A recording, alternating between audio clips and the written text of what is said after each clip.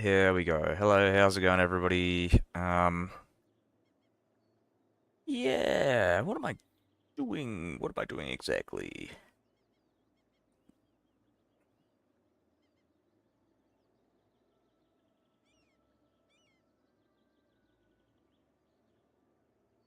Yeah, I don't really know.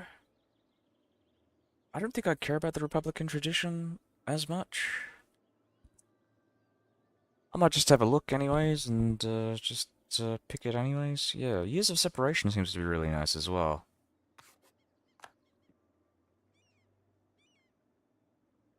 But I think I'll switch it out for something like Consolidation of Power or something if I find myself in a situation where I need it.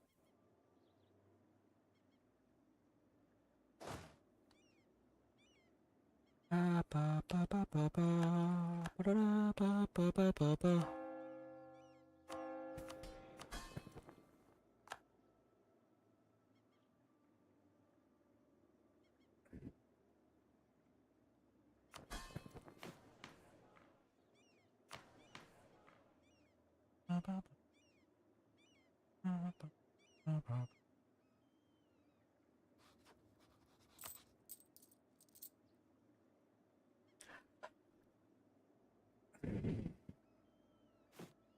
So I'm just gonna have a look at my taxation.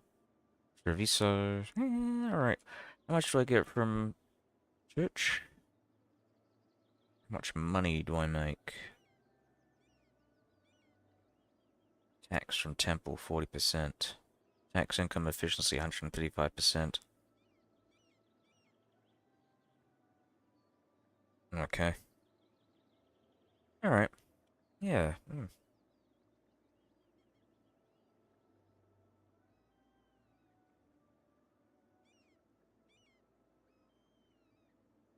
Give me a sec here, I'm just loading stuff up. Might as well load up my Twitch.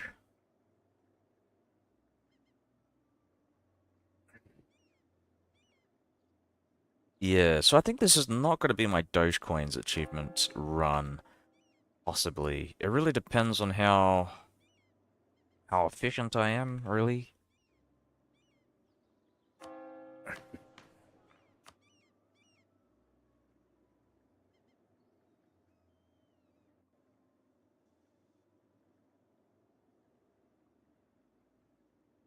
Ba-da-ba-ba-ba-ba.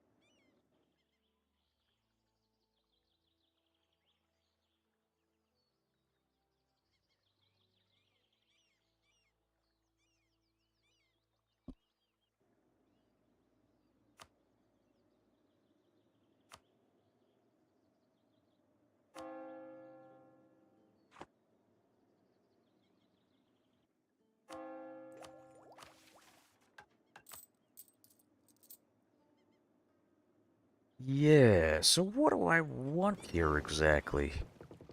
I'm currently trying to transfer trade in Ragusa.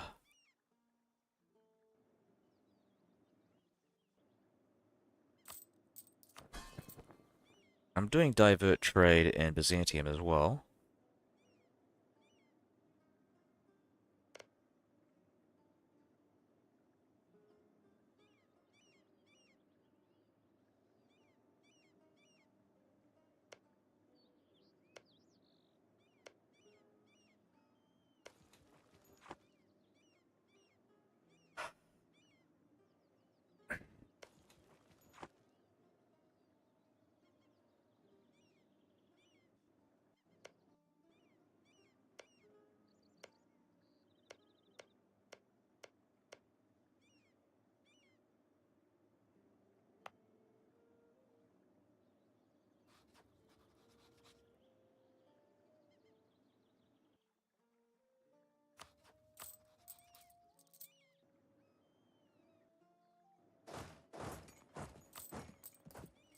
Yeah, okay, let's build up our forces. We're gonna go declare war on Bosnia and take some cash from Serbia as well.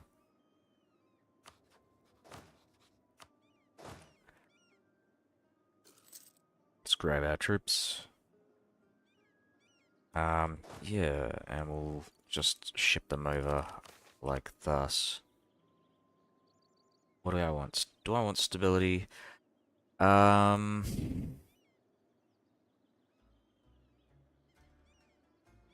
yeah, let's go with stability. I don't want to lose the taxation that I'm getting.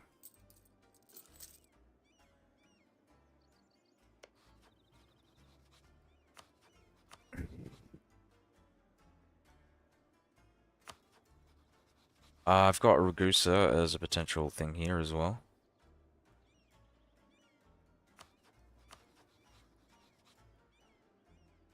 And where is their capital? So their capital has moved to Mantisa. Mantisha.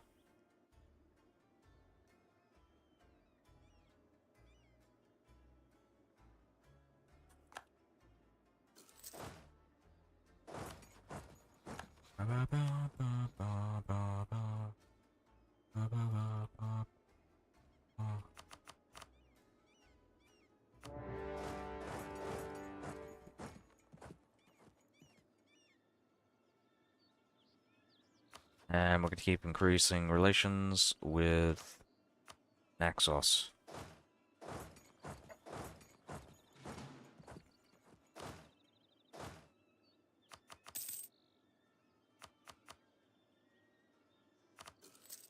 Siege down.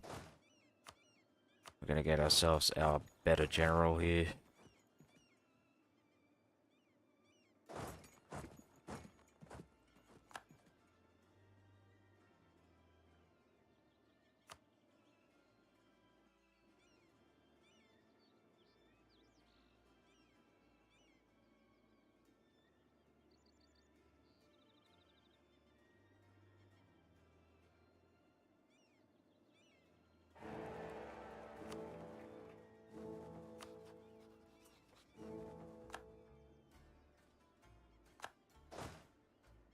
Da, da, da, da, da, da, da.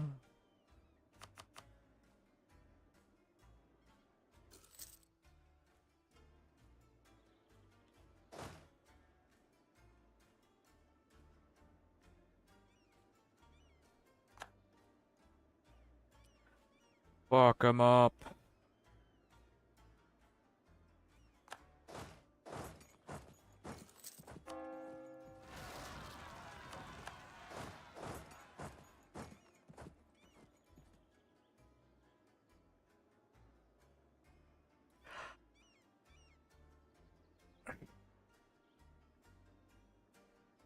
It's alright.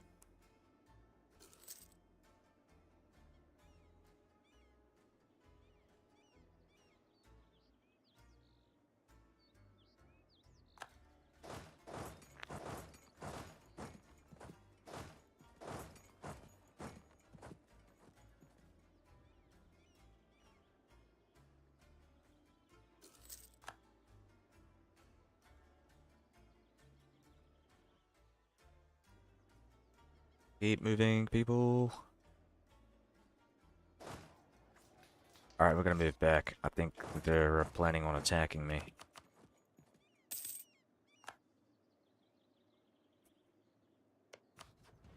So what do I want here? I just want cash, and I want war operations as well. This way I can pay off some of my loans here. We're not paying that much interest, honestly, so we're actually, you know, we're doing alright.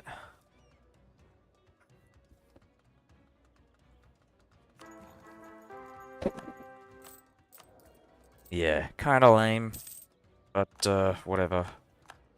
We've lost the effects of excommunication as well, that's pretty cool.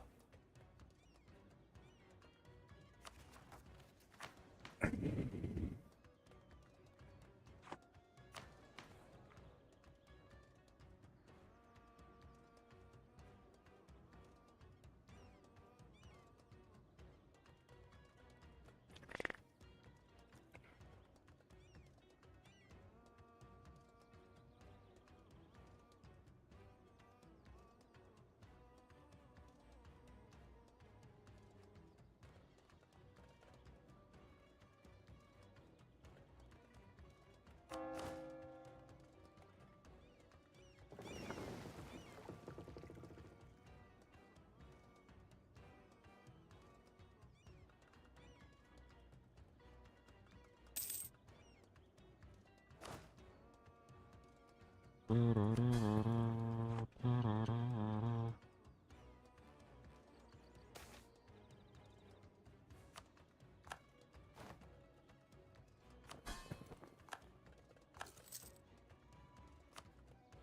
have they ditched Italy?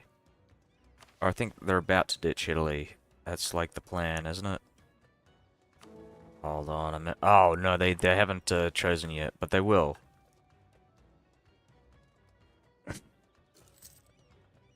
You know they fucking will.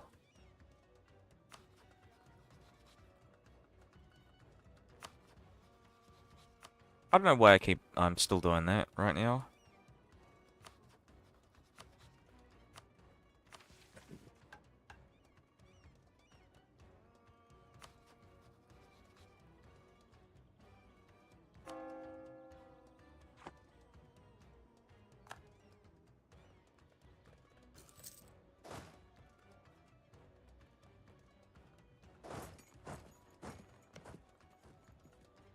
I'm gonna Google this because I don't really know. It's not particularly transparent as to what this means when it says that it'll give me stuff depending on our diplomatic stance. So I'm gonna look for Basilica Day, Venice missions.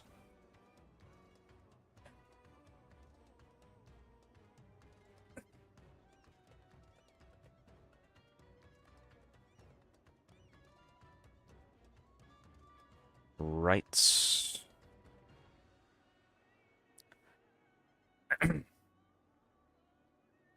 If we're rivaled, we get Republican tradition.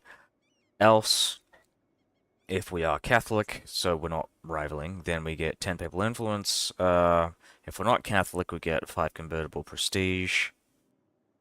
We get tax building upgraded. Okay, you know what? That's actually a really good idea. I should probably... I want to do that.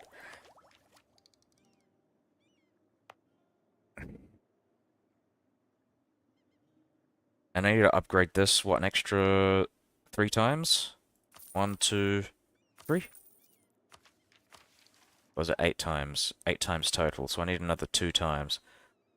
We'll do 1, 2... And that should hopefully...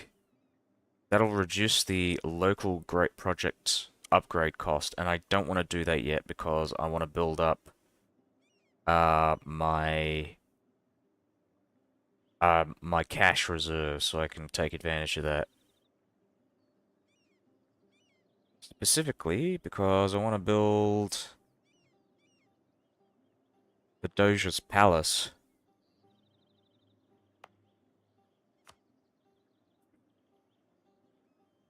So I'm gonna wait a bit. But I mean, it was a good idea to build that up anyways.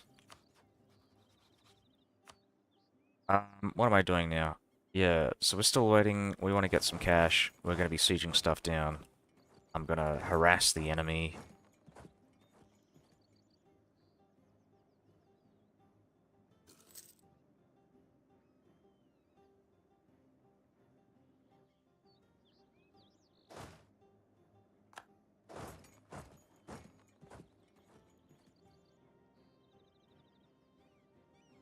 Cool.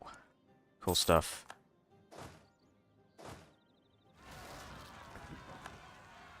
Wow. I think that was a stack wipe. God damn. Well done.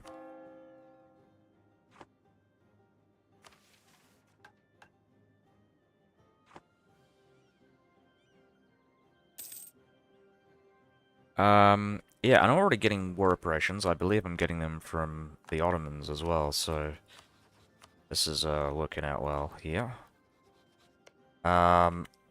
What I want is to get some war goals against Kandar, so I'm hoping Byzantium will, you know, allow it.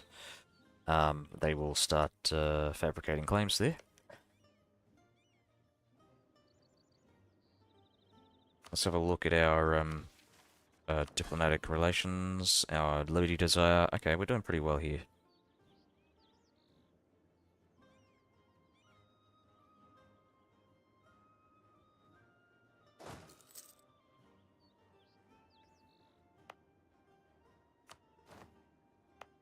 Let's go and dismantle some of these. They've got no coastline anywhere, so what we're going to do is we're going to set up a galley here, and we're going to actually mothball the fortification as well. So they cannot actually reach Corfu. Um,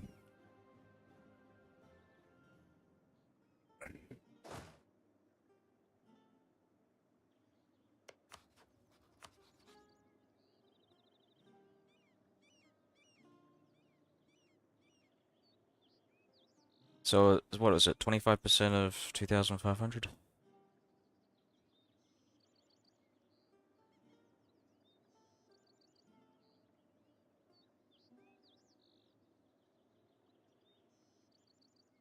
So that would be 1875. So we need 1,875 cash in order to upgrade this.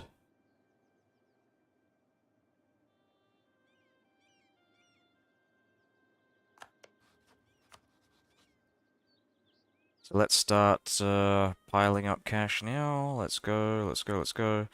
We're gonna get our guy back from the Papacy. Or Papacy, Papadou, Papadopoulos.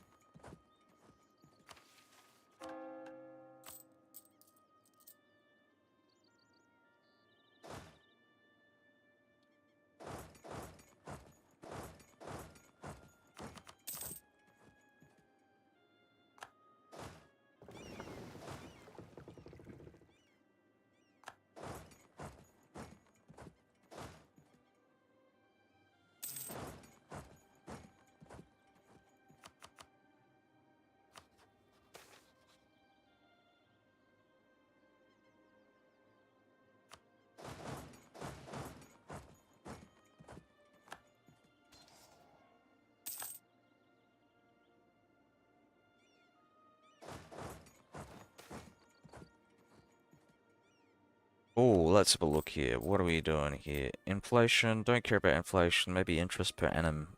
So I think that applies to loans. Um,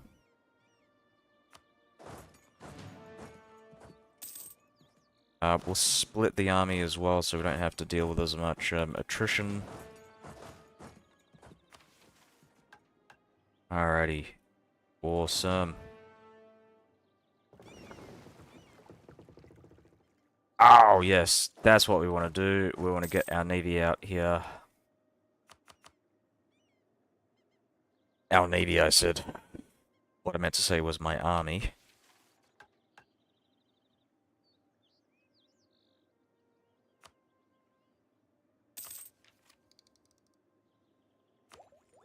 Ah, Walos.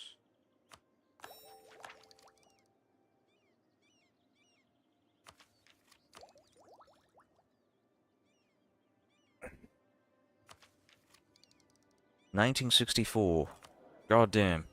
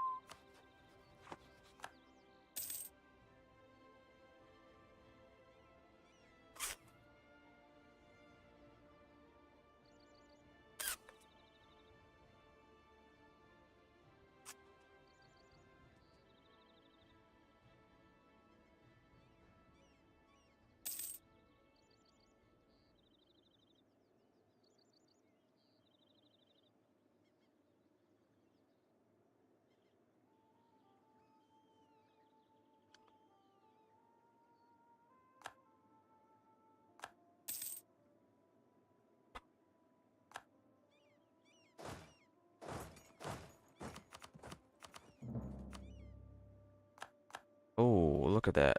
Excommunicated ruler in Florence. Cool stuff.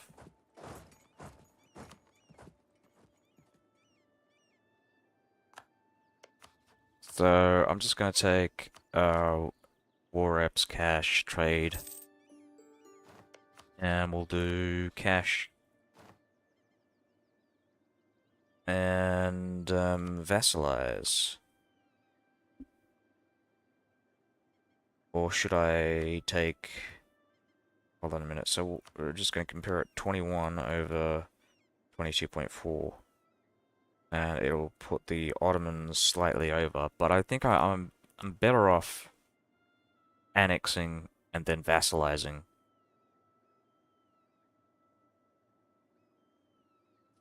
I think this makes a lot of sense to me.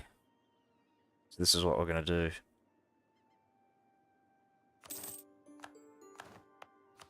And then we'll go and form Bosnia as a vassal.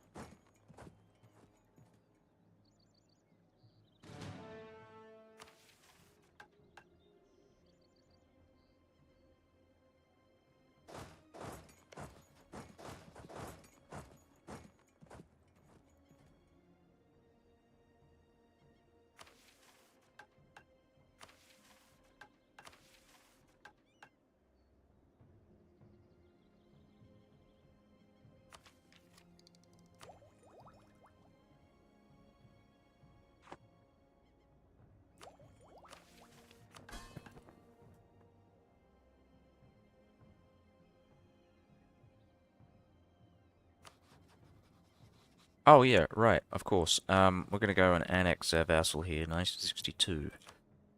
And increase relations with Bosnia, because I don't think I'm gonna get enough from feeding them their territory in Herzegovina. I will do Hungary.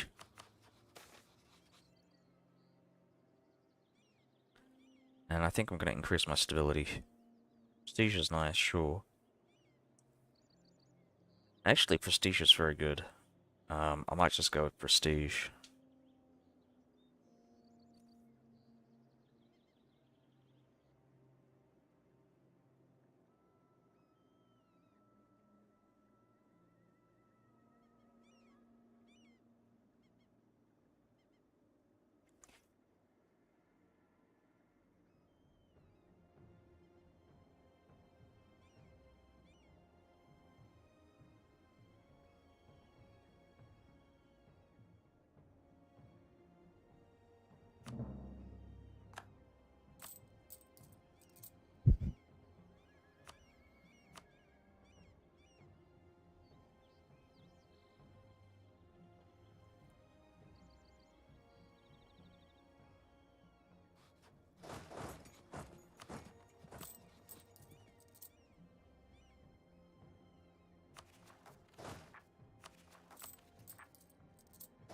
Let's get our navies out. We're gonna go and deal with the rebels that have popped up in Crete and the Ottoman territories.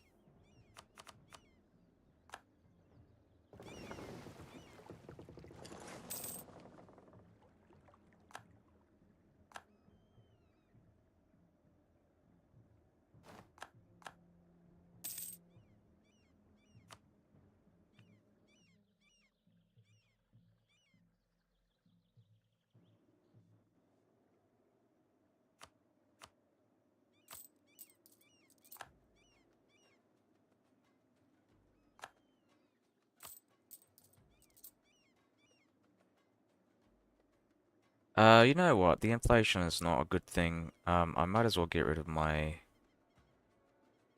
I'm gonna get rid of my loans.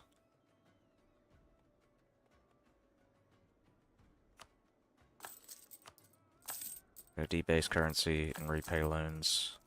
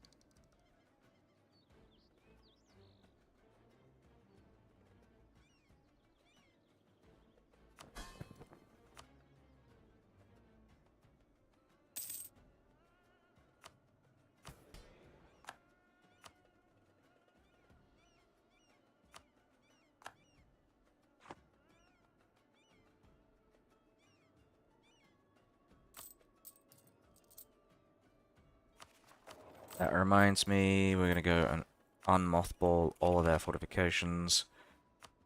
Fuck, where is this fleet? There we go, let's go.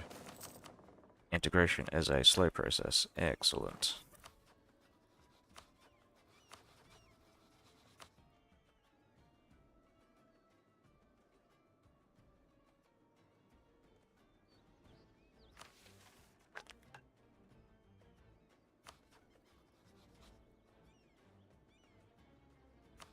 Serbia is now being guaranteed, which I think is very interesting.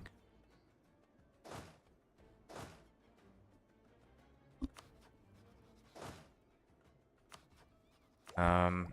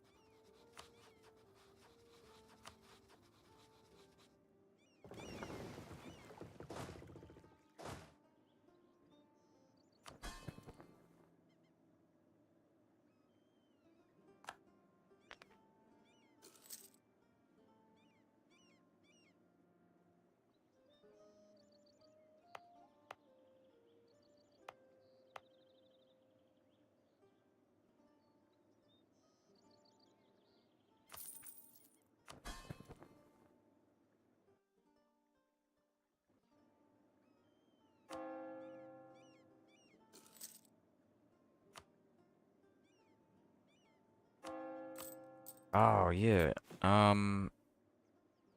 right.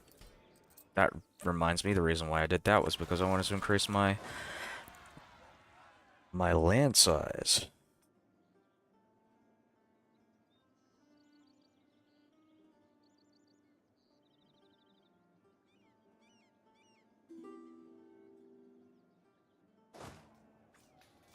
Alright, keep the navy back there, and we'll go and move everybody to the location. Excellent.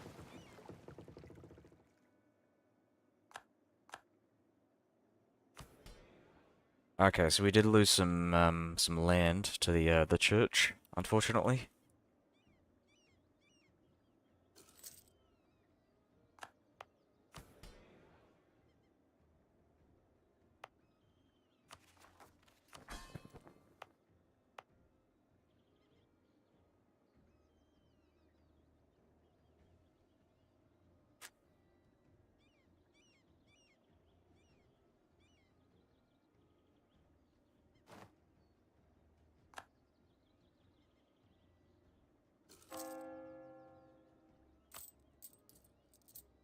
And I think we'll go and mothball all the fortifications again. Check out what we have here. Yeah, alright, well, we've still got some corruption, that's fine. 104, that's not much.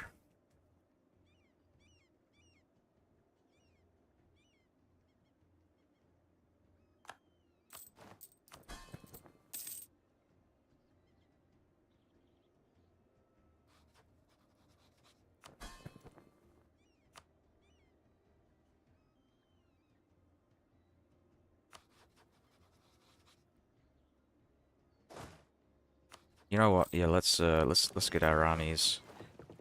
Um,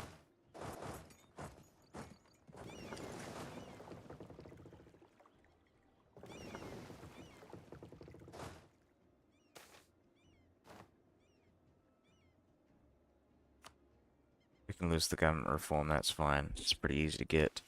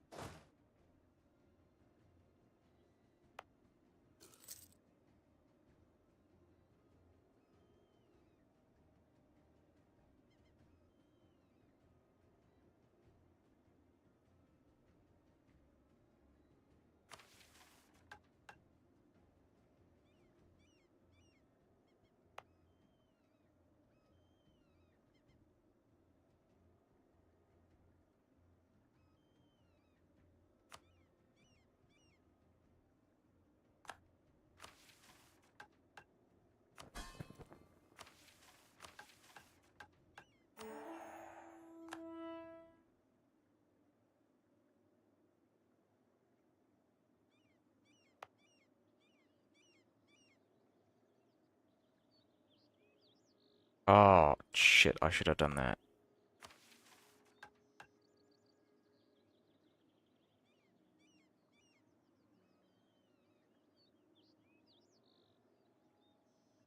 Next 20 years. Mm-hmm.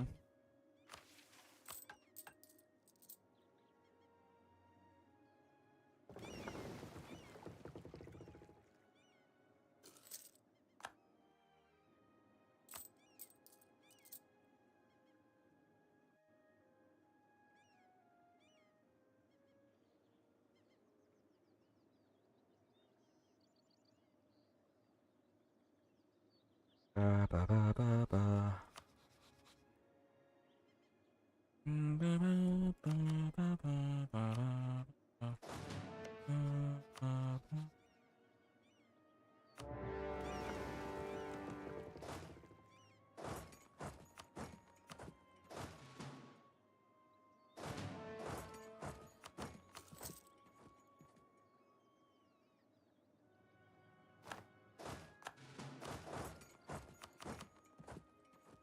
Alrighty, awesome.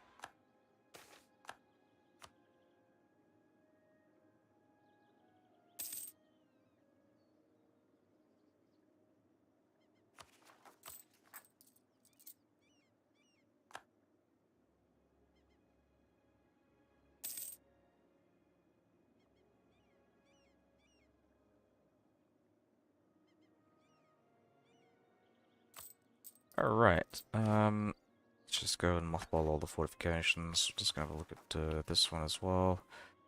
Yeah, this could be a problem. Be a very big problem, actually. We're just gonna move our troops and deal with the Ottoman separatists in Byzantium. So we'll just switch this out, because this is a better general for that.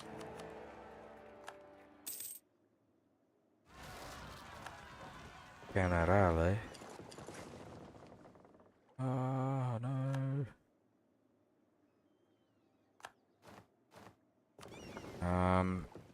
Where's he going? He's going to Smyrna. Smyrna we go.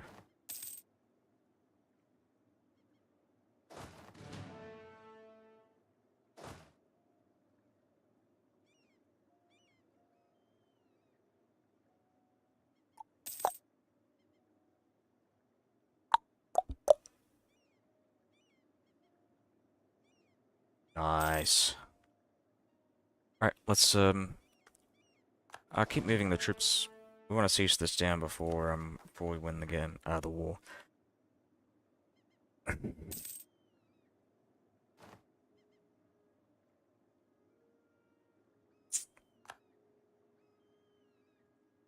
there we go.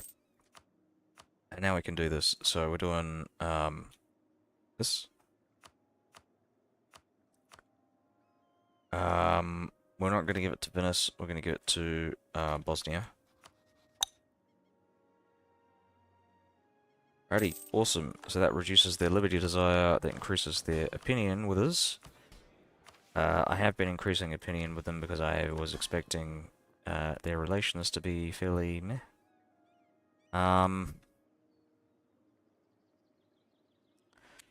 We can placate them as well. I kind of want to placate them. So that's what I'm going to do, actually. I'm going to placate Byzantium, just in case. And I'm going to placate the Bosnians when I get the opportunity. I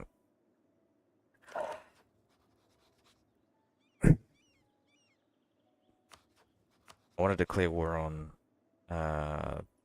Papal States through Ragusa.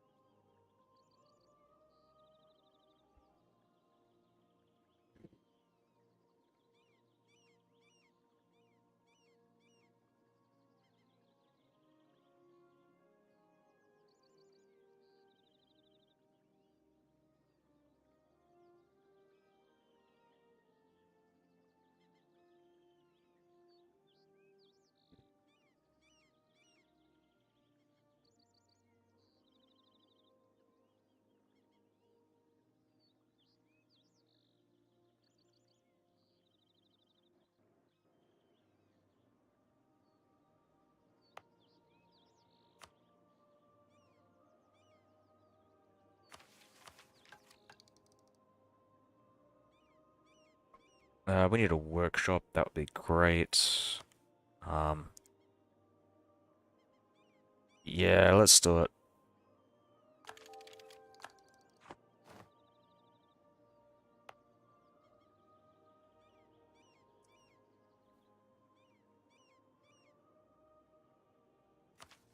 When does my thing with the Ottomans end?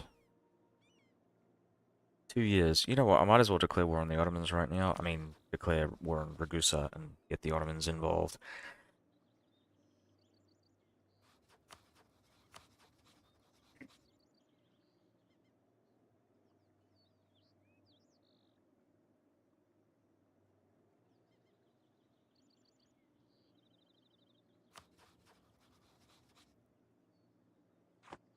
That would give them about 8,000 troops on this end. Okay. I can wipe out about 5k troops here. What I want to do is actually secure bigger and take Mentation. So secure bigger because Gallipoli doesn't actually have a fortification there anymore. So I'd put my ships out to secure the straits and make sure that their 8k troops don't actually like pour into my lands.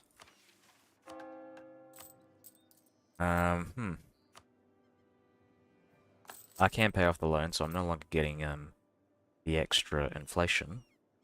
I'm gonna activate all the fortifications. That puts me on 7 income, so that's good.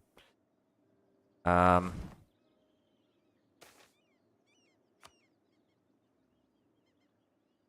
yeah, I just want money from these guys now.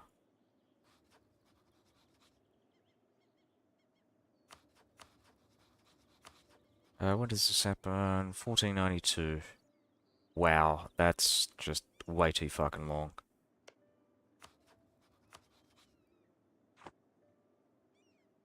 But I need Syria. No.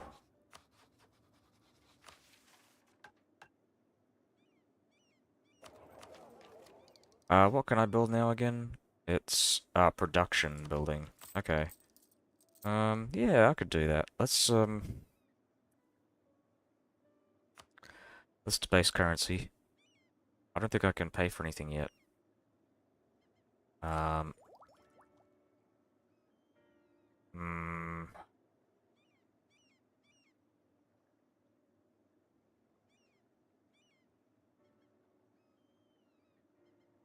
Yeah, we're not long off from that.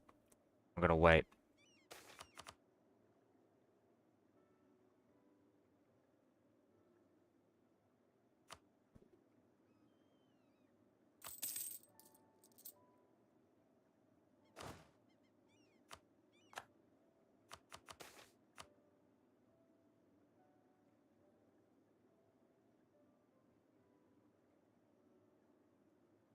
until the end of the game. So that's 0.05. That's not much. All the states. We don't want monthly council authority. Increased stability cost is kind of painful, but might have to do it. Until the end of the game. I'm not liking that.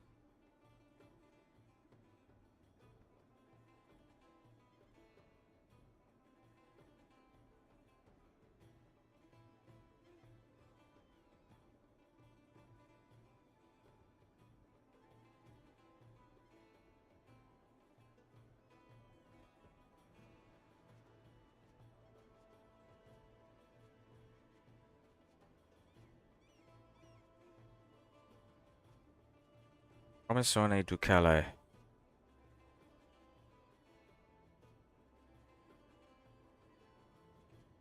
I gotta search this up.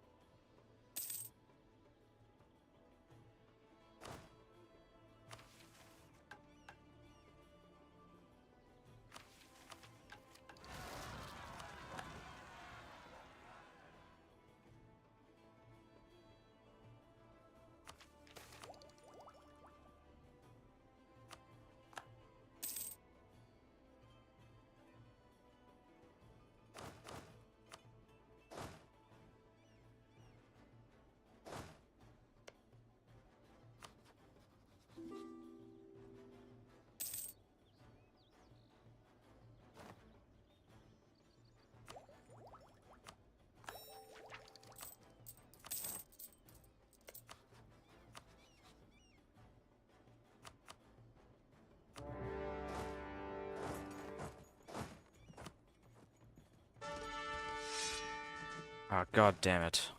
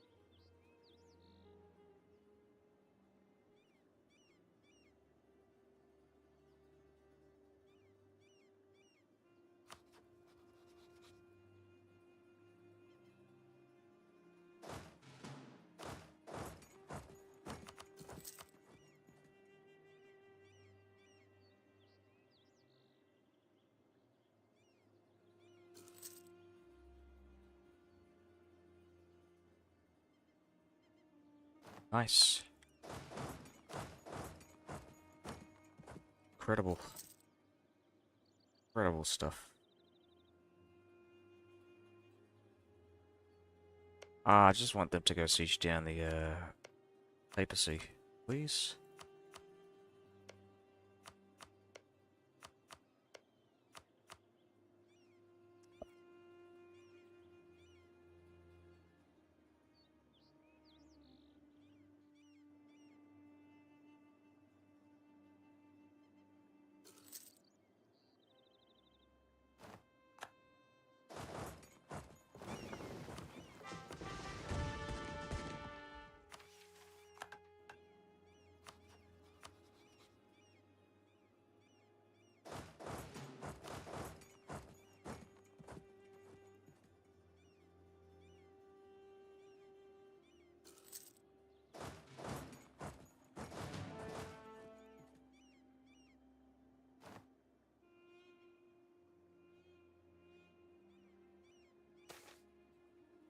Let's see. We're gonna go with the inflation and kill.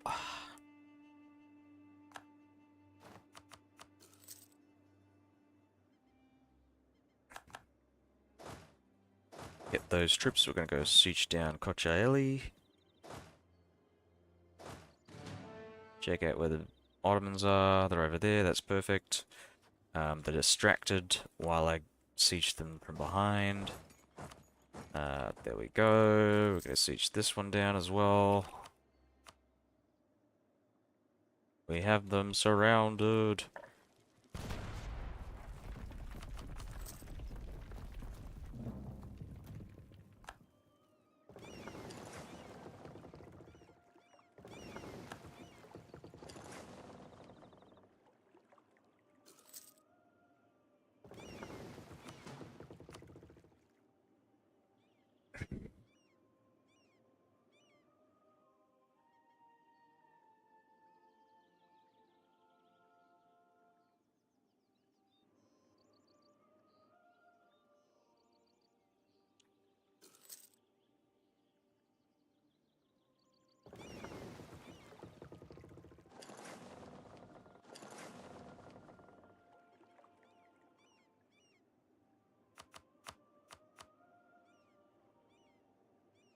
Yeah, we don't really need to improve relations with Bosnia anymore.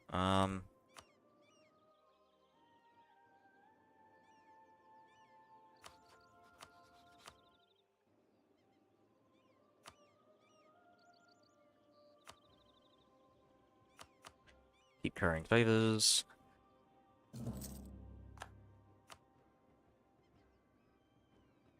Just point out, I still haven't cored this territory yet. waiting for those damned Mamluks to annex Syria.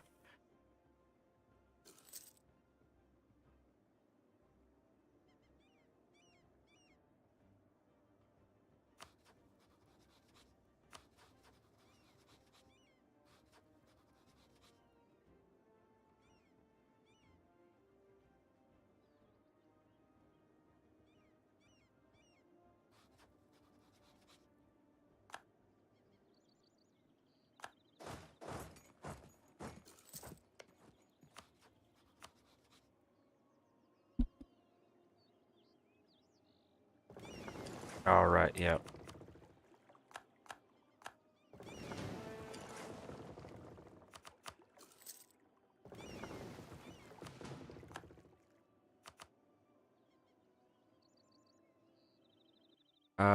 Move some guys back so we don't have to deal with as much attrition. It's perfect. Perfect, perfect, perfect.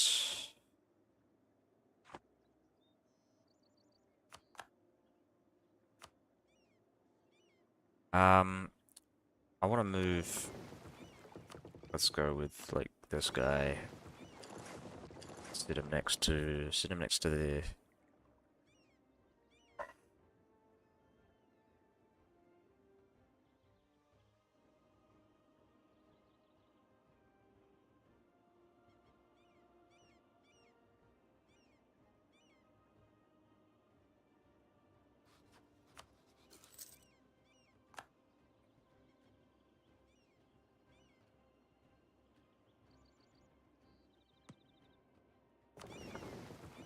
Oh shit! Of course, I'm an idiot. Bloody hell, why would I do that?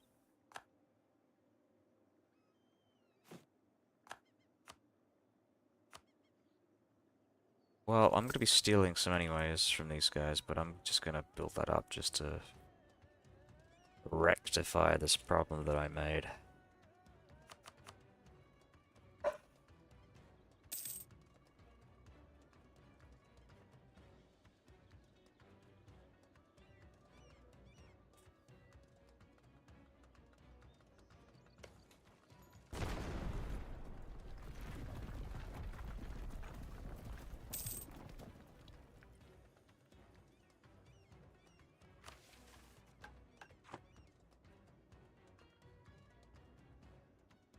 Fuck!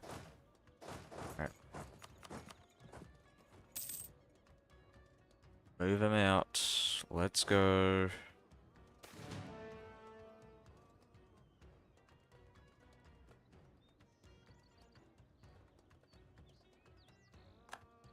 Oh.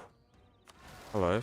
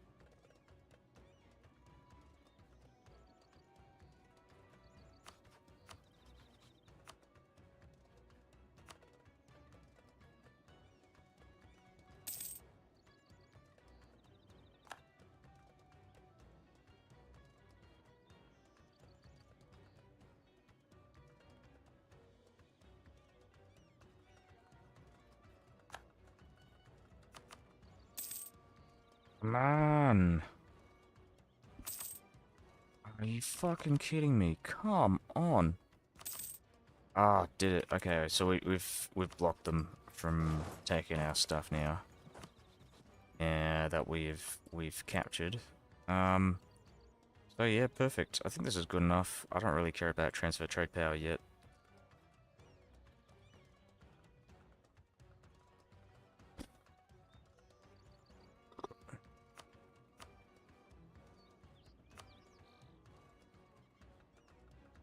50% of what they have, which is 18%.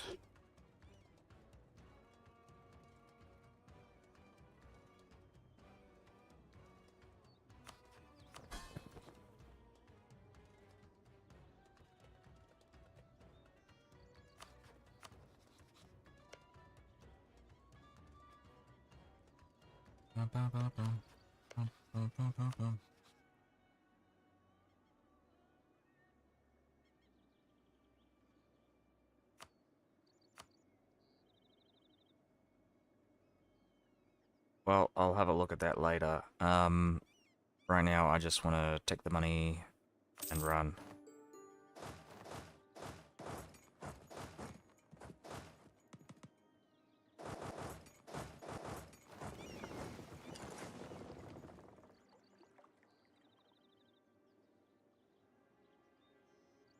And then I'll go and run back to here. Take that. We're gonna go and go to... how are we gonna do this?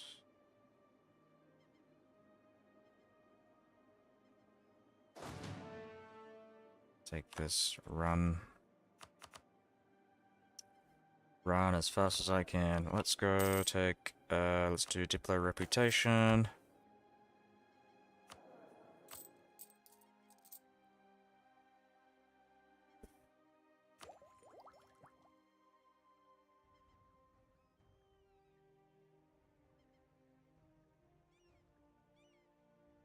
$1468. April. Okay, we're gonna wait. I was gonna do corruption, but it's better to wait, I think. We're very close to being able to get that innovation from that.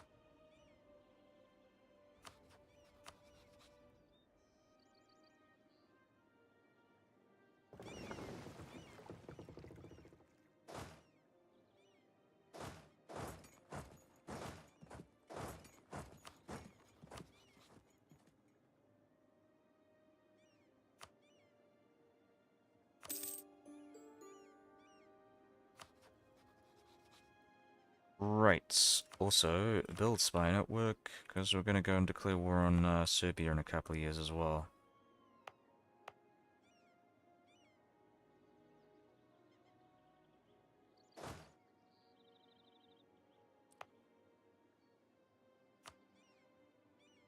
Oh, yeah, workshop, perfect.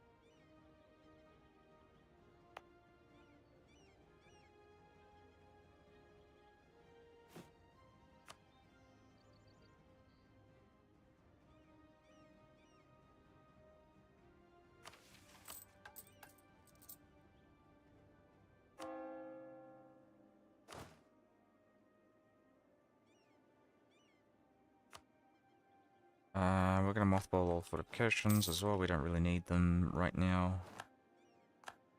Pretty easy. Smooth sailing from here on out.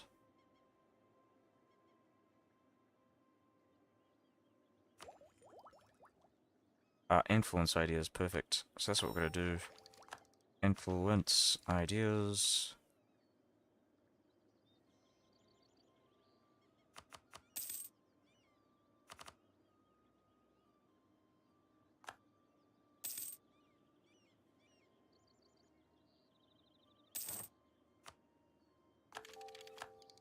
Alright, let's do debase currency.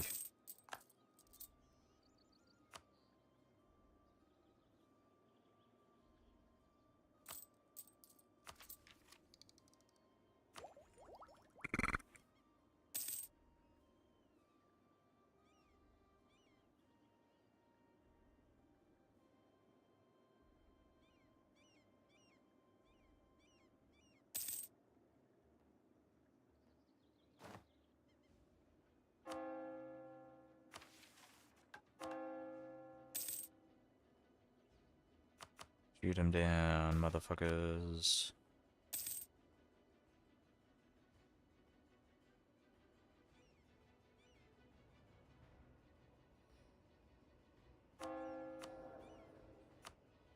To get the level 2 diplomatic reputation guy. That's awesome.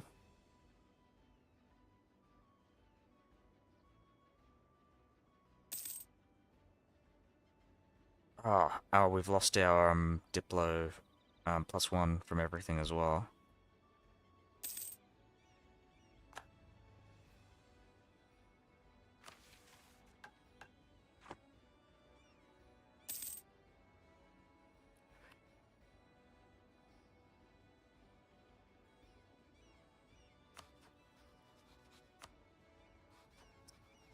I can declare war on Genoa as well. That would be awesome.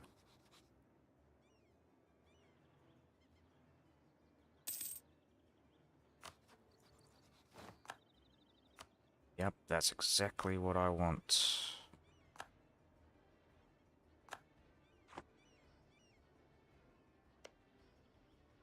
These guys haven't gotten a claim on Canada.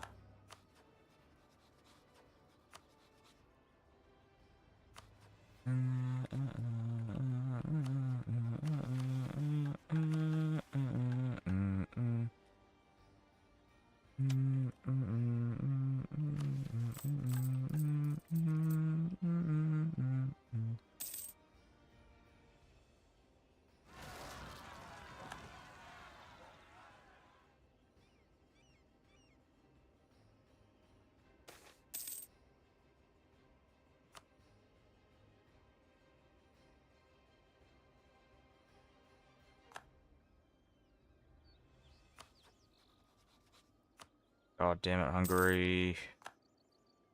How dare you?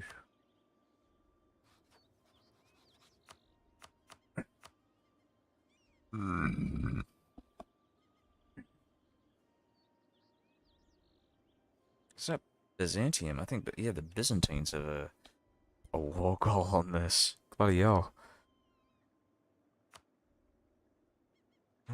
Okay.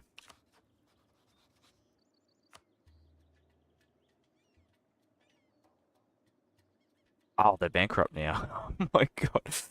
Oh, we've done very well here. 73. We're very close. We're very close to being able to maybe declare war on Ramazan. Um,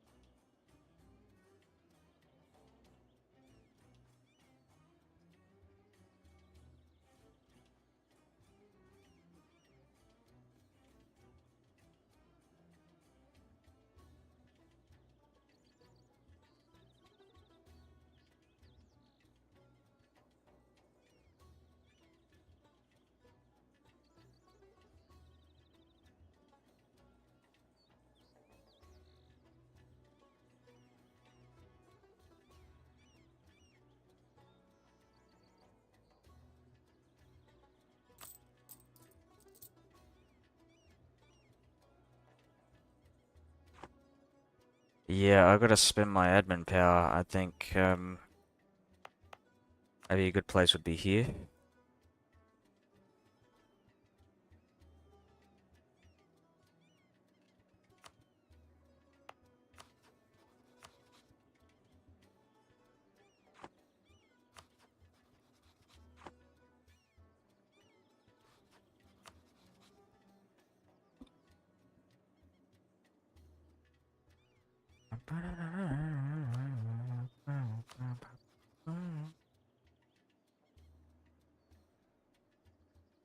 Ah, Burgundy apparently hates me, so we're gonna have to go deal with that.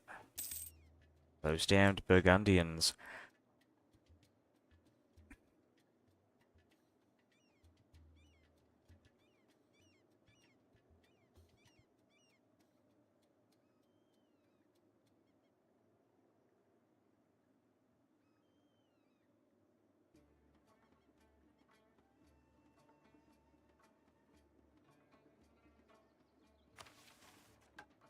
Fuck.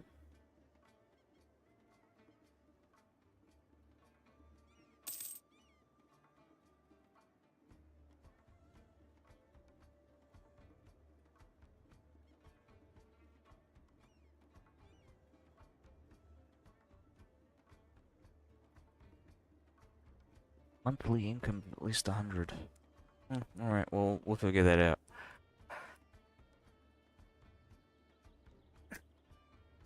What's the plan? Well, in the long term, I want to do these achievements. The first achievement for Venice is essentially, it's an old one. It's a very old one. I think it's been around since the start, but essentially I want to get 75% trade power in Constantinople and in Alexandria, whilst having under less than 10.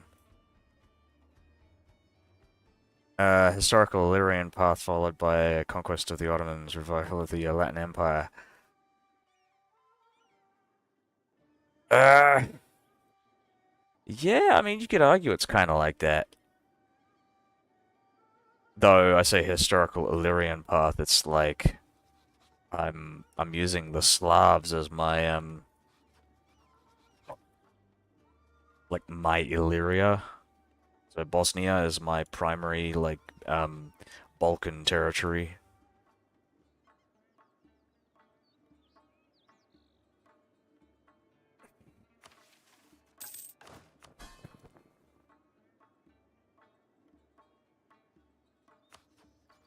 Awesome, we got Ragusa. So what I'm gonna do here is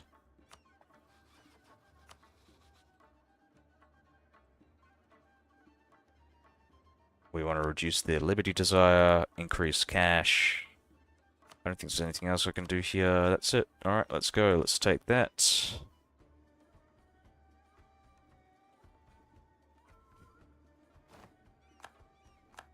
So we'll be taking this. Naples is not mad because there's only one province that I can take in this war. I'm going to quadruple check that, but I'm fairly certain their trust is still at 50, so we're still in a good spot here.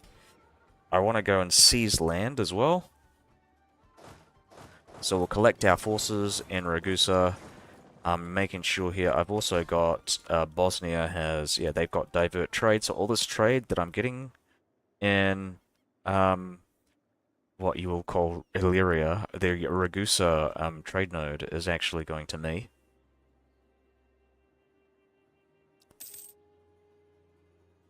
So I'm thinking I'm gonna go, like, upgrade this.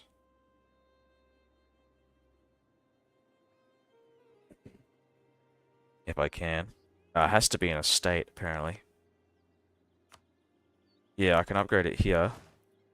But definitely cannot upgrade it here because... I mean, I guess it's because it's not, like, it's not been caught as well, so that doesn't help. And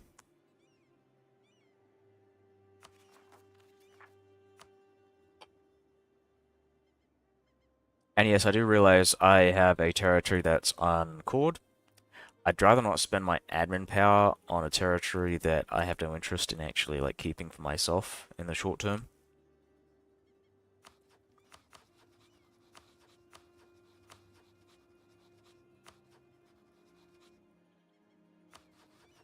Oh, I think I forgot again. So I want to improve my relations with Karakoyunlu because they are a key ally, potential ally against the Mamelukes.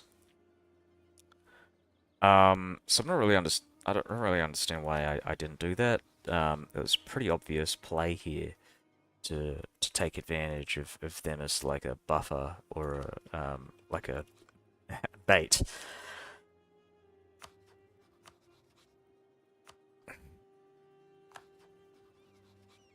All right, there we go.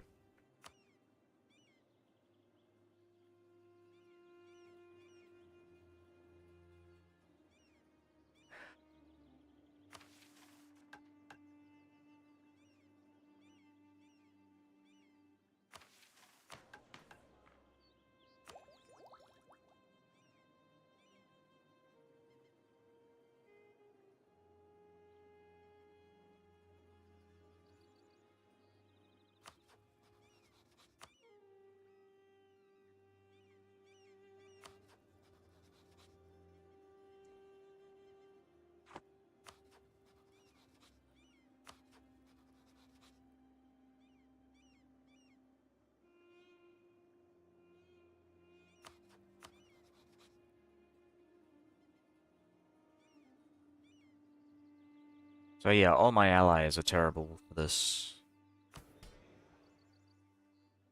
Yep, we're gonna go seize land. Perfect, perfect, perfect. Keep moving our forces out this way. Let's have a look at our autonomy. Alright.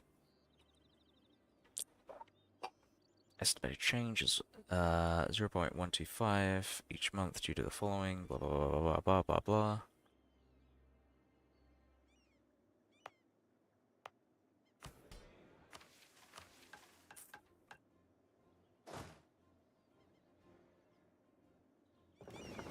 Actually, we're gonna go to Negroponte because that's about to, you know, that's gonna go.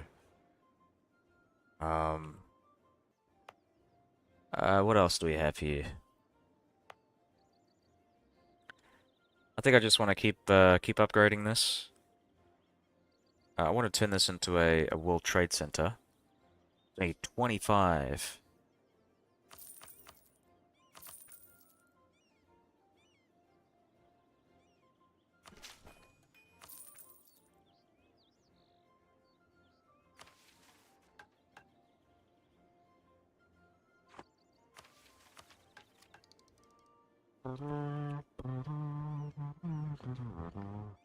Venetians were the original Dutch East Indies Company. They had the same strategy as the Dutch or Portugal. Couldn't get the ball rolling.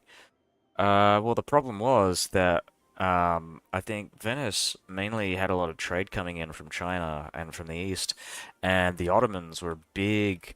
I think they practically blocked all trade coming in from the east to Venice. It's actually one of the reasons why Spain and England and France started looking for alternative paths to India, because all that trade that was going into Europe was being blocked by the Ottomans, and Venice was one of the bigger like partners for like trade from India and China into Europe.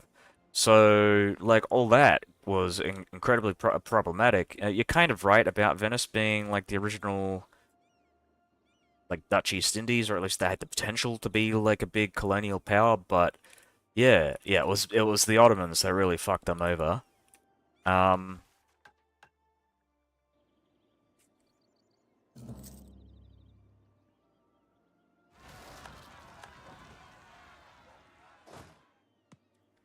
But I think that will be my plan eventually. I mean, really, technically, every country that I play is going to be like that. But yeah, we are going to go definitely East Indies, stuff like that. But we're going to go through Egypt first, though, because that is a big part of our achievement, which is to take Alexandria and Constantinople nodes with 75% trade. Um, I'm waiting for Syria to get annexed by the Mamluks, which will happen in 1473. So 4 years to go. Almost exactly. It'll happen in December. We're in November right now, so yeah. So when Syria disappears, I'm going to declare war on Ramazan. That'll bring the Mamluks into the war, and I can take like Antakya or whatever, something um, that has like a center of trade. So something like Tarabulus is actually a good example of a place that I want to take from Syria, from the Syrian cause, and then we can form Syria and then refeed that stuff from the Mamluks in future wars. Of course, I will be feeding them like lots of Ramazani territories. It's pretty, much a given.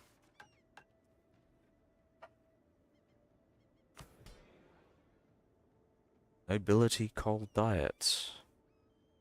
Yeah, I could do that. Question is, do I really need to do that?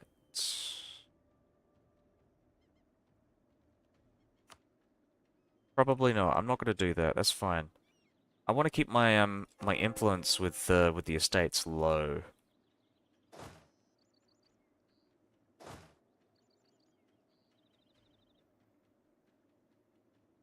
Ah, there's another Byzantine particularist there. That's not one of mine. It's actually one of Byzantium's. But yeah. Um, my brain just kind of stopped there. I was thinking, oh yes, there's more of these guys that I have to kill. Nope, nope. We're good. We are absolutely good. We need 60. Where is it? It's here. So 60 military power here.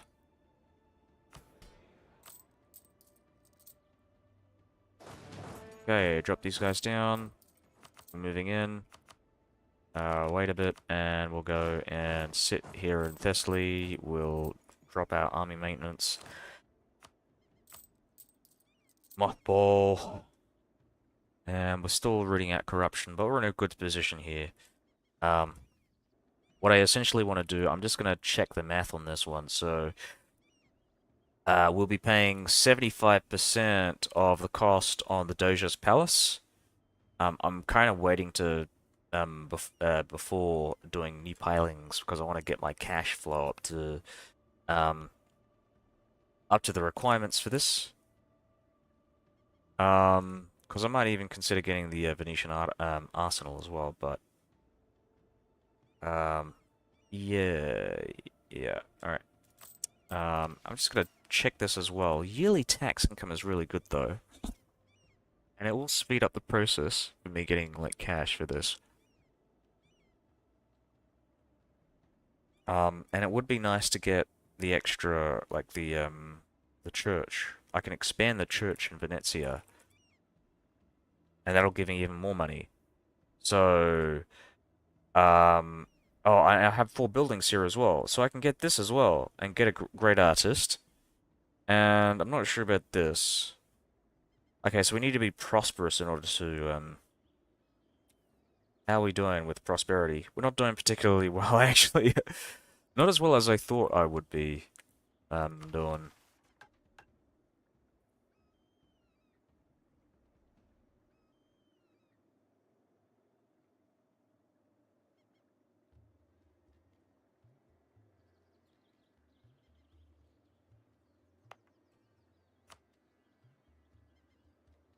I could also do expand infrastructure in the capital to get the extra like building and possible number of manufactories as well is really good.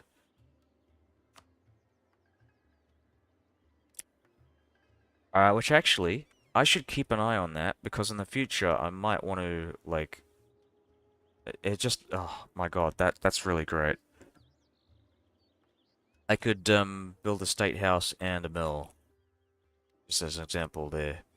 Never played the game, you bought Crusader Kings 3 and Hearts of Iron instead, are you missing out? I would say this is actually probably better than both of those games. Um, it's different. I mean, every Paradox game is very different because the design intent is it has a different there's a different focus on like so in Crusader Kings 3 the game is mostly focused on dynasties. I mean it has some of the same features like it'll have like I mean not very similar but like it has an economy and it has it's still like a map painter essentially but there is a bigger focus on dynasties and dynasty management. And with Hearts of Iron 4, it's all about logistics and managing your war economy and building up your division templates and so on and so on. But with Europa Universalis 4, I would say there's much more of a focus on trade, more of a focus on diplomacy. Like in a game like Hearts of Iron 4, there's barely any diplomacy. There's practically none of it. It's all done through like focus trees and stuff like that. Where in Europa Universalis 4, like you have a very in-depth diplomacy system. Um, with many like interweaving alliance structures, and you've got coalitions in this game as well. If you keep expanding, people will band up together to fight against you. Um, all kinds of stuff like that.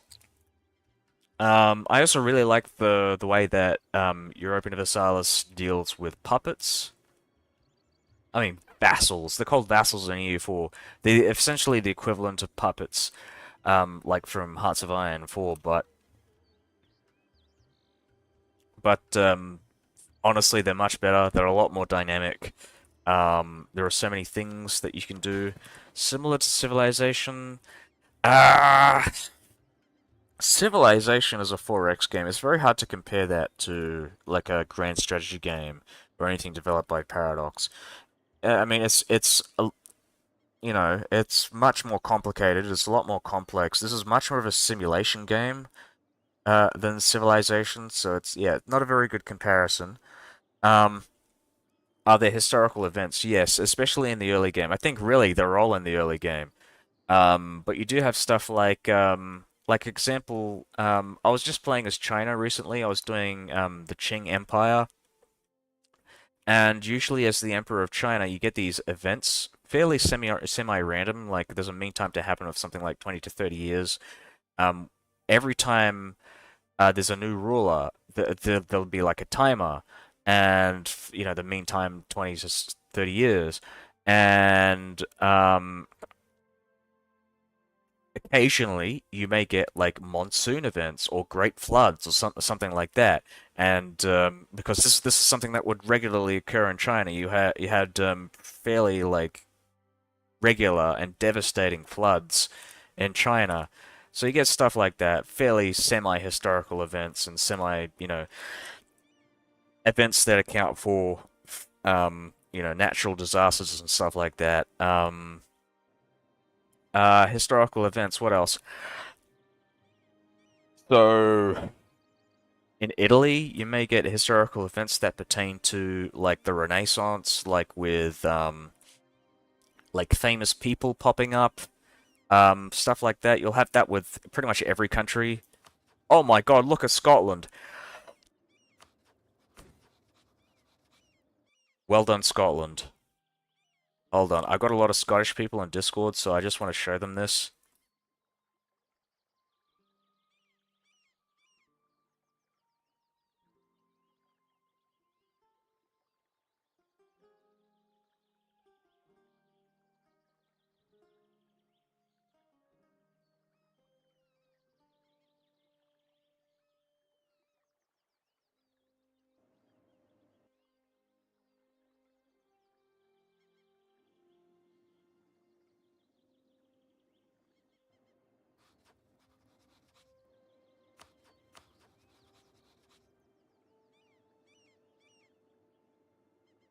I can get an alliance with England as well. That's funny.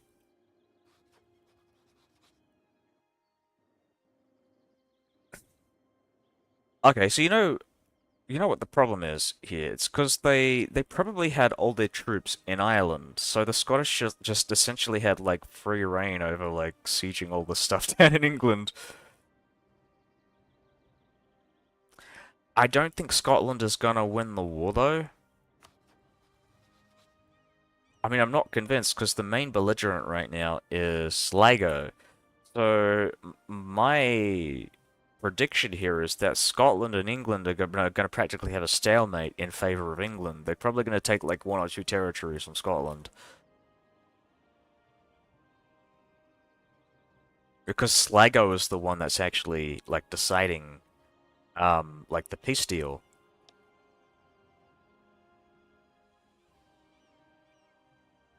But I don't think this war is going to go in Scotland's favor.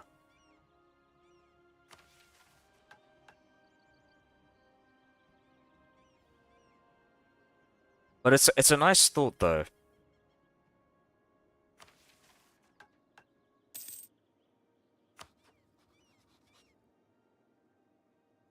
Oh, I've already done this. Okay. How am I gonna do this?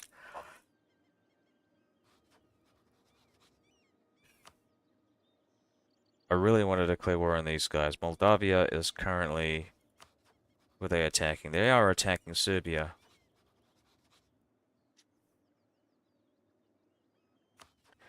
And I can attack Hungary and take the territories that they would take from these guys. Byzantium has loads of fucking cores on this, so, and these are permanent cores, I imagine, as well. Yep, they're permanent cores, so I can actually declare war on Hungary, no problem. And feed all this shit to Bosnia.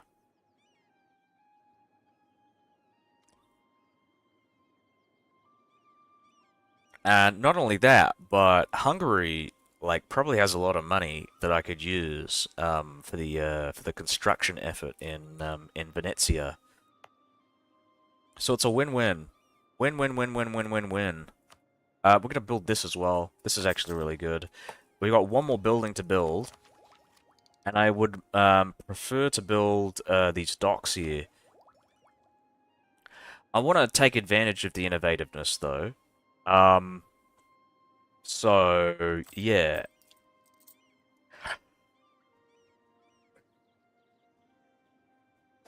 Yeah, okay, let's do this. We're gonna move to Serbia. I shouldn't have waited this long to do something about this. But whatever. We're here now. Trade efficiency, national tax. I think I'm gonna pay the cash. Because I'm gonna be getting more taxation from these territories that... Actually, no, I'm not even getting taxation, so maybe it wasn't that worth it. Okay. Alright, well, yeah, I might have just, you know, did that and unnecessarily. I think it's, yeah, alright. I'm actually gonna do like an audit of all the territories that I've got. I have 18 territories on my person. 1, 2, 3, 4, 5, 6, 7, 8. Don't need this. I can probably feed this stuff to Byzantium. This will be Negroponte, Nassau, Corfu, and Crete.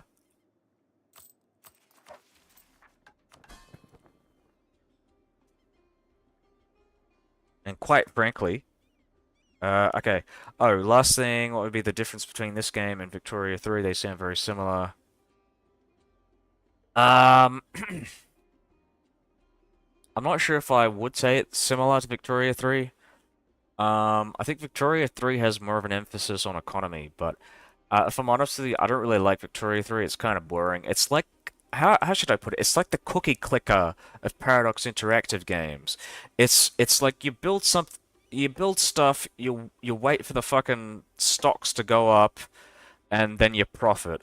You make the money, and then you build more buildings, you click more buildings to make more money to you know, and you're looking at the line go up, and that's pretty much what it is. The gameplay loop in that game is incredibly boring. So I wouldn't recommend Victoria 3. I tried getting back into that game like a couple of months back, and I couldn't be fucked. It's just so, and not only that, it's kind of poorly optimized compared to the other games. In my experience, like I tried loading a game in Victoria 3, and it took like a minute 2 minutes, like for the load prompt to load up. I mean, it's that bad. Even loading into the game takes like 5 minutes or whatever, 6 minutes. Incredibly slow. So, yeah, I wouldn't say like from a design point of view, this is not similar to Victoria 3. I'd say Victoria 3 is probably closer to something like Imperator Rome, which is kind of a mix. I'd say Imperator Rome is like a mix between all the games, maybe with the exception of Hearts of Iron. But yeah, I really like Imperator Rome. Like I would recommend that if you like stuff like if you like EU4, and if you like Aspects Victoria 3, um, I much prefer like the way that Imperator Rome does the economy than Victoria 3, which is funny because Imperator Rome is not like an economy game.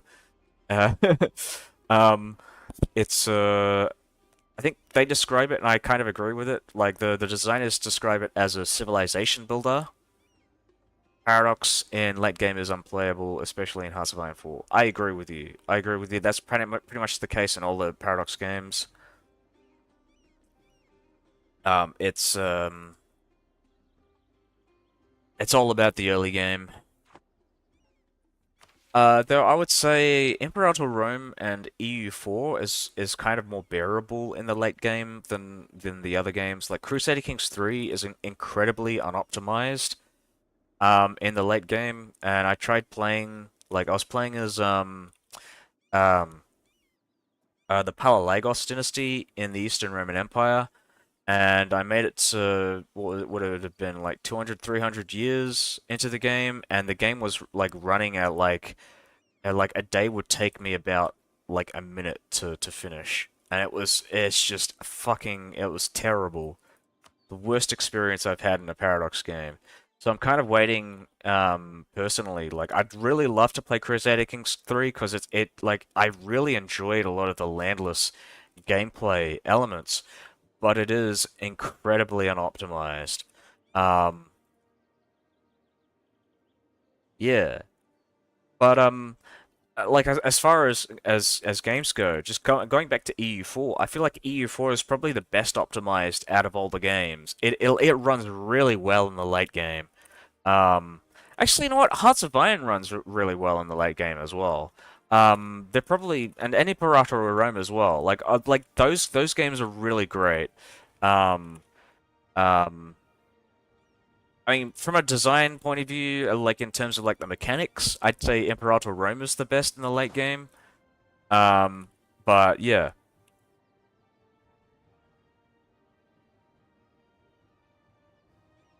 yeah.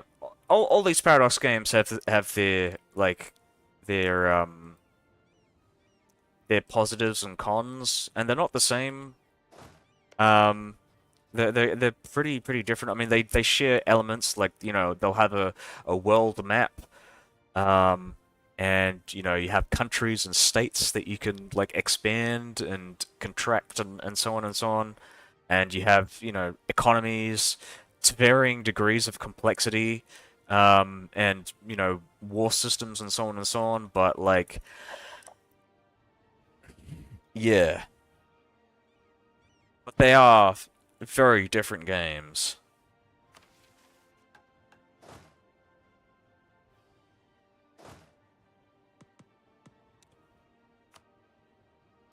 Oh, right, yes. I'm going to declare war on these guys. The Ottomans have gone bankrupt. I actually bankrupted them because I kept stealing their money every time I declared war on them.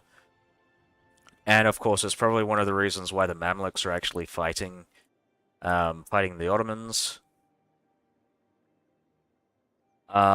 Yeah, so we're gonna go and fight Serbia. We're gonna take Zeta.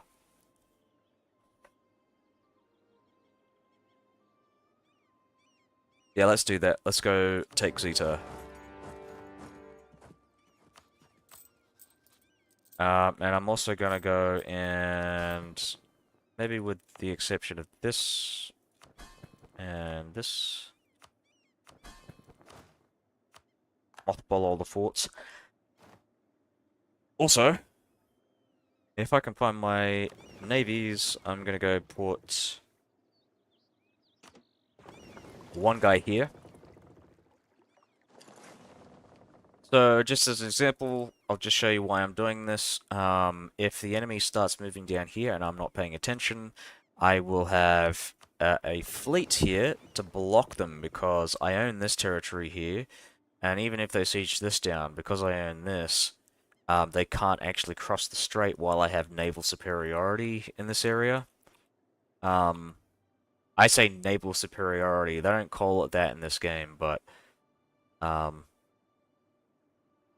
oh, burghers lose influence. This is actually really good for me because burghers have a lot of influence in republics. I'm playing as a republic because I'm Venice.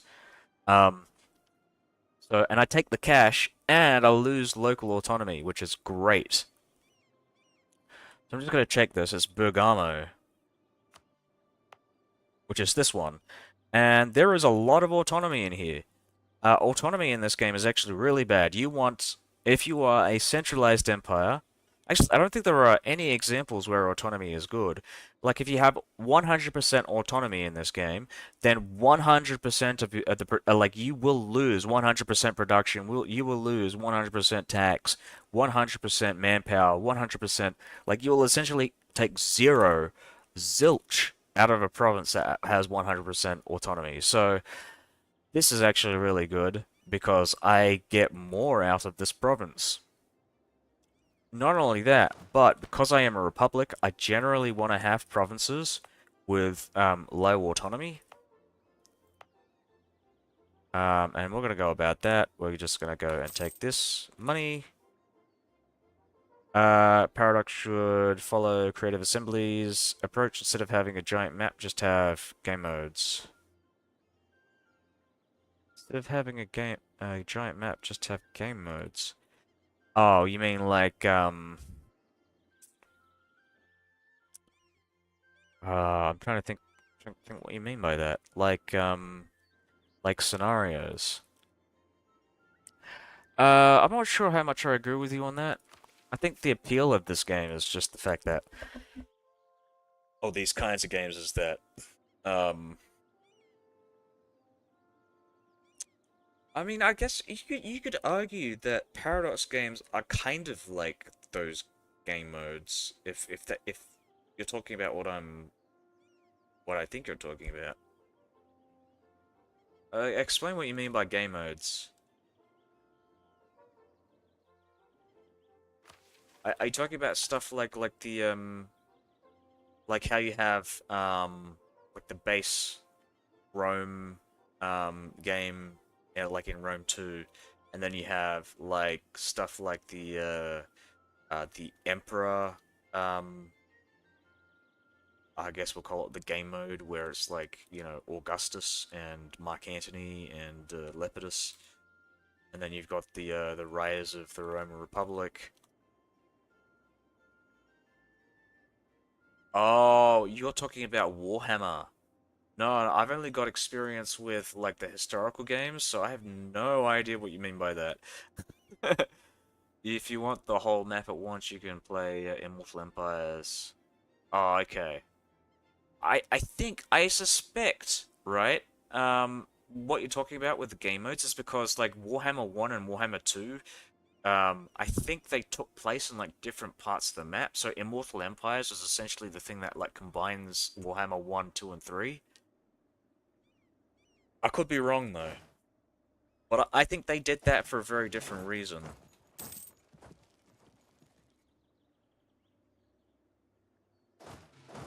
Uh, to the reason that you think. Uh,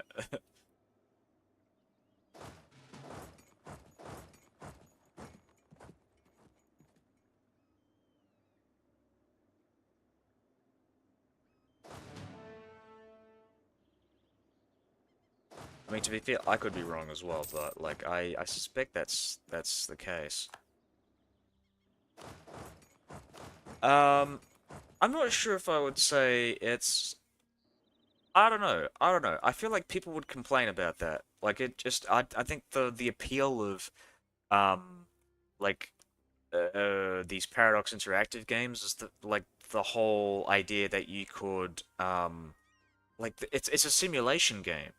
Um, think it's one of the problems that a lot of people, one of the things that people didn't really like about Crusader Kings 2 is the fact that you didn't have China in that game, or like East Asia, even though they were pretty like vital parts of like I guess the global economy and trade and just like politics and whatnot, because China would interact with India, but like India can't like expand eastwards past like Bengal or whatever in Crusader Kings 3, which is or Crusader Kings 2. I was talking about Crusader Kings 2. Um, Actually, technically in Crusader Kings 2, from what I remember, they had a DLC which added the Emperor of China, but they were like an off-map power, which was incredibly disappointing. Um, but yeah, like having I mean, it's one of the reasons why a lot of people like really like the idea. Even though it would be incredibly, like it would be an incredible strain on optimization, the Crusader Kings. Um, but adding China would like really enhance the gameplay because it would just it adds an extra simulation um to an incredibly complex world. um,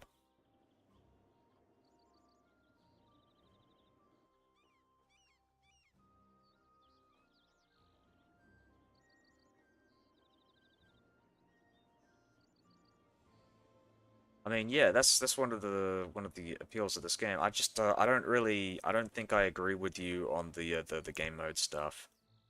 Um, but the thing with Crusader Kings 3, I think the reason why it's so unoptimized is because the characters just I don't know. I feel like there's just something in the code that just makes it so like um expensive from a computational point of view.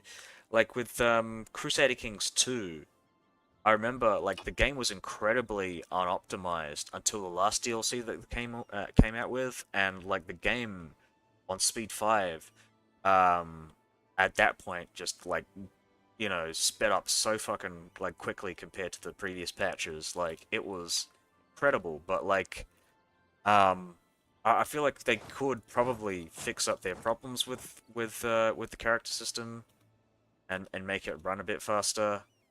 I don't know how much they could do though. Maybe a part of it is because of like all the like the 3D graphics. Maybe that adds like more work for the computer. Too much too much to process at once for that kind of stuff. But I don't know. I don't know. I'd have to ask a developer on that on Crusader Kings 3.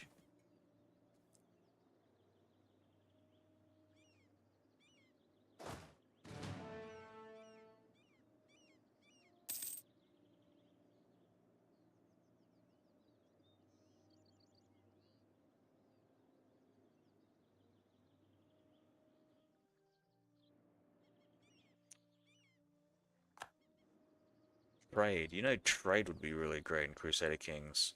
Especially with the whole like landless stuff.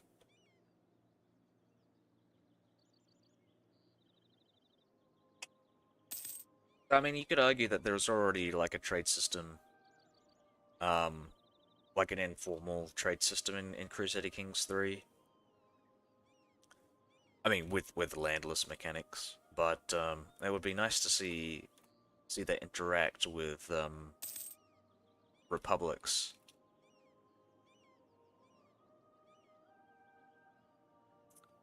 Nomads as well. I think that I've read somewhere that they're planning on doing potentially planning on doing nomads in the near future. Or I say near future, that could be like 1 to 2 years, but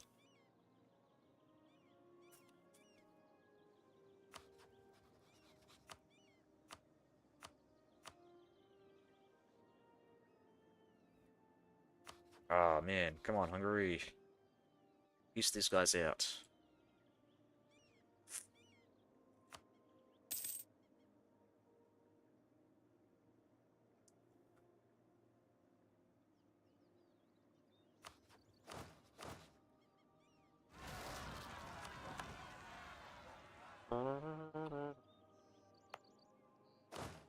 We're just gonna look at this. Okay, cool, awesome. They don't have any allies, so we can go and we can do this. We can mothball all the fortifications. We can also reduce our army maintenance. We want to get as much cash as we can.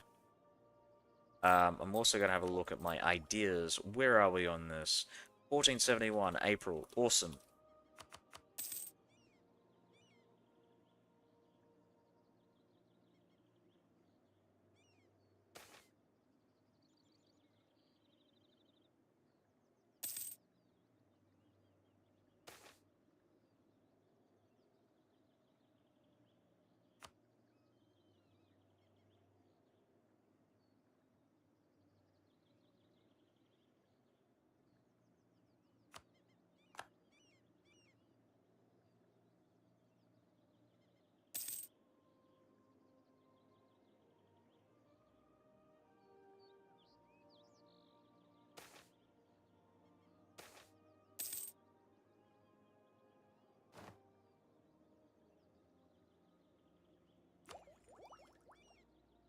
Oh, so this adds some more trade in Alexandria. So 1481. So 10 years to go. I could also get a trade efficiency guy. That's 50%.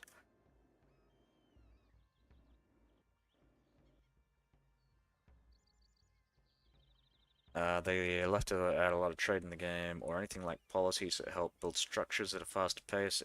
Everything is seemingly based on individual skills or unique items that give buffs.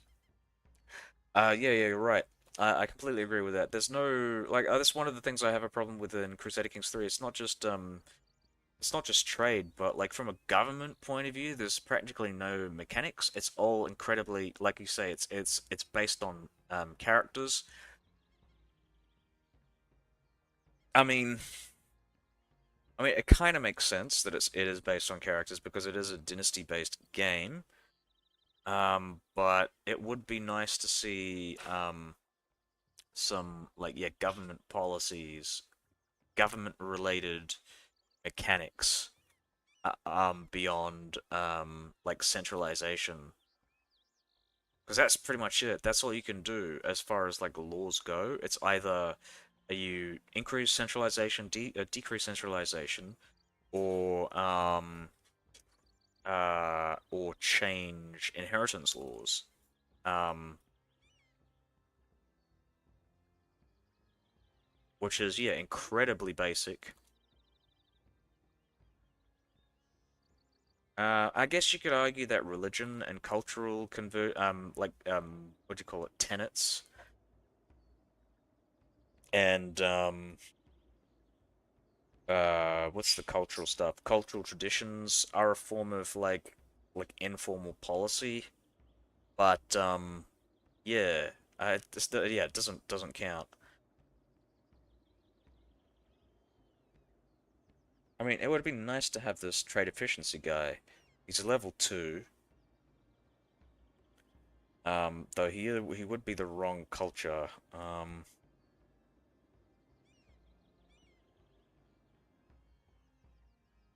Yeah, I think I'm just gonna go with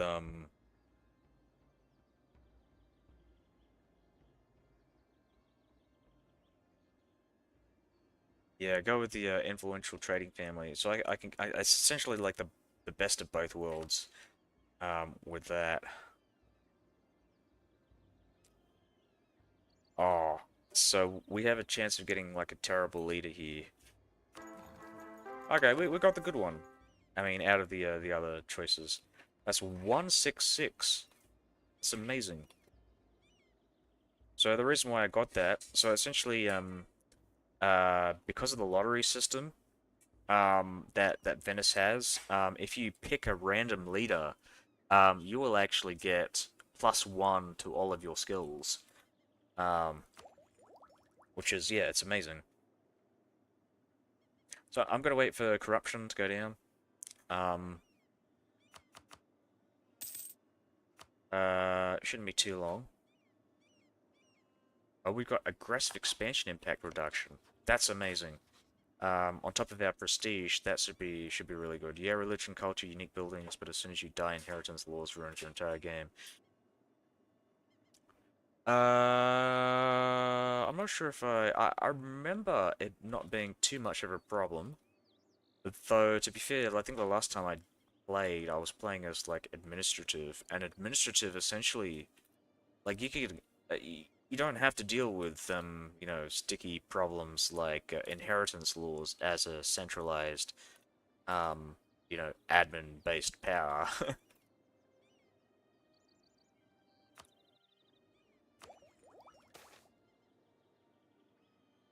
People influence or prestige. Let's go with, prestige.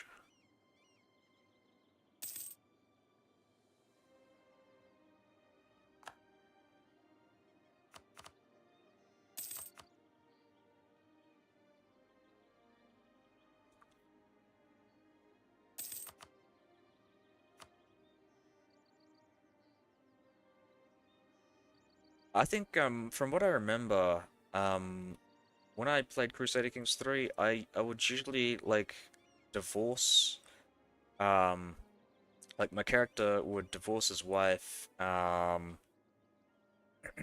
having, like, the first male child. Or was it the I can't remember if it was, yeah, no, I think the strategy was to have one male child, and have, like, agnatic, form of succession.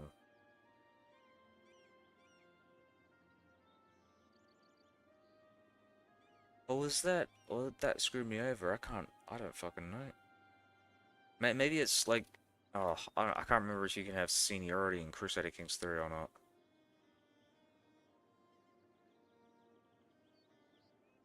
Well, I'll think about it later. But right, so we're just gonna get corruption here.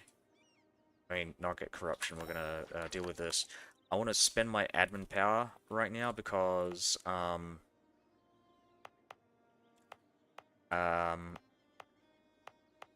well, I just need to spend it. Just need to spend it because I'm gonna get some corruption for quick cash.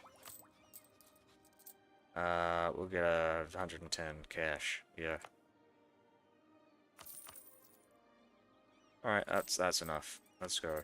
Cash, 2.98 per month.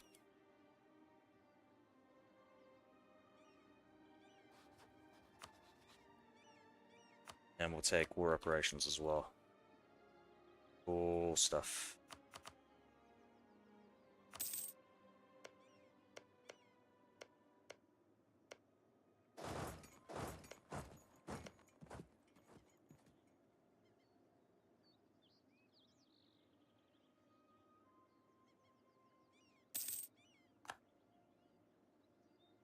Did I take cash? Alright, cool.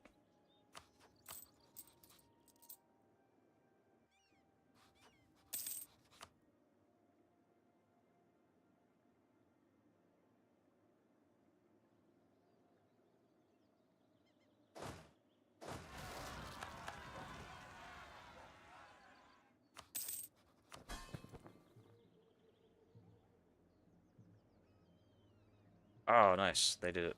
Alright, we'll just take everything then. Wait a month. Revoke, take that stuff back. Let's have a look. We can get an alliance with Karakoyunlu. This should help me against, against the Mamelukes.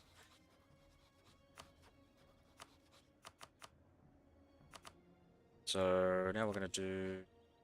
we'll take the cash.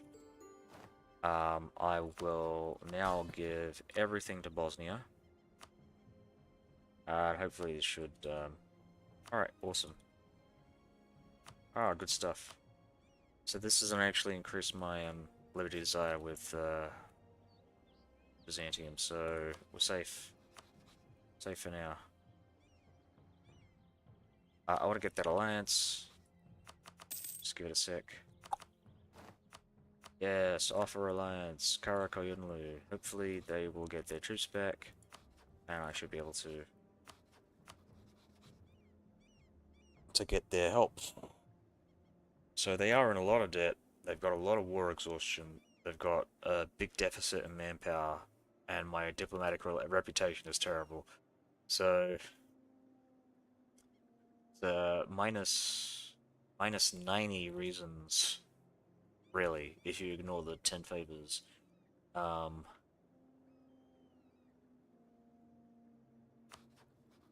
doesn't help that they're dealing with rebellions as well.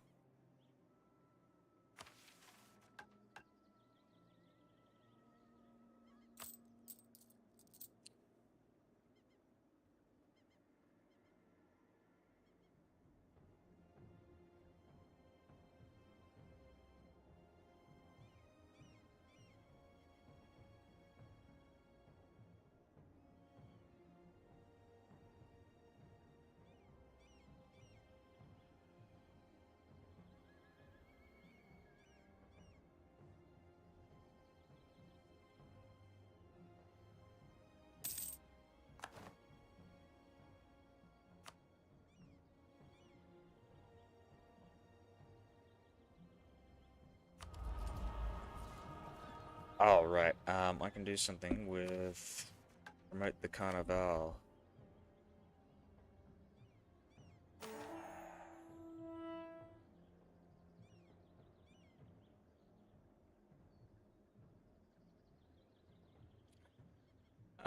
So if you remember, if you ever played Assassin's Creed, I think in Assassin's Creed 2, you get to celebrate the Carnival in Venice with all the masks.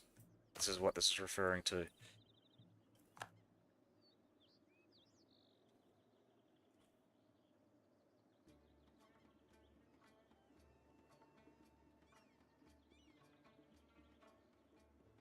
Oh, they still do the Carnival. Oh, that's nice.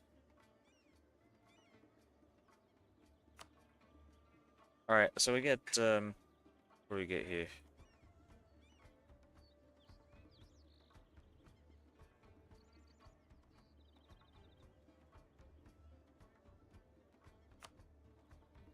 Trade. Navy stuff is...